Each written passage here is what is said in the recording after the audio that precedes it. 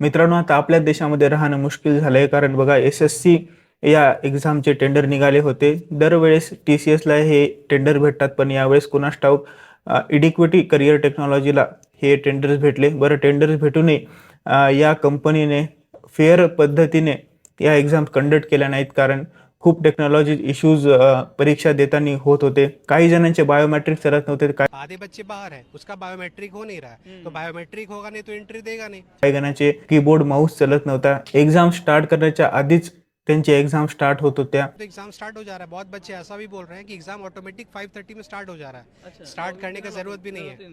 टॉयलेटमध्ये SSC एक्झामचे pages भेटतात. Exam के washroom में क्वेश्चन के बुक्स के पेजेस पड़े हुए हैं पॉलिटी के। काही विद्यार्थ्यांना तर एक्झामच्या दिवशी समजते की त्यांचं सेंटर बदललंय. आता सेंटर बदलल्यानंतर एक विद्यार्थी एका सेंटरवरून दुसऱ्या सेंटरवरती कसा जाणार? आता या सिच्युएशनमध्ये विद्यार्थी एक्झाम तरी कशी देणार बरं? बरं या स्टुडंटसाठी त्यांचे टीचर्स मैदानात उतरले होते. ते प्रोटेस्ट करत होते, शांतपणे प्रोटेस्ट करत होते. तरीसुद्धा पोलीस त्यांना उचलून घेऊन जातात. कुठे घेऊन जातात कोणालाच माहीत नाही. मित्रांनो, हा विषय याच परीक्षेपुरता नाहीये. सेंट्रल गव्हर्नमेंटची कोणत्याही एक्झाममध्ये अशाच धांदली होत होत्या.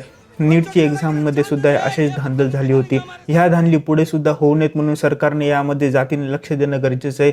मित्रांनो, या अन्यायाविरुद्ध आवाज उठवावाच लागेल. त्यामुळे या व्हिडिओला शेअर करा. त्यातूनच सरकारपर्यंत हा मेसेज पोहोचेल आणि सरकार जागं होईल.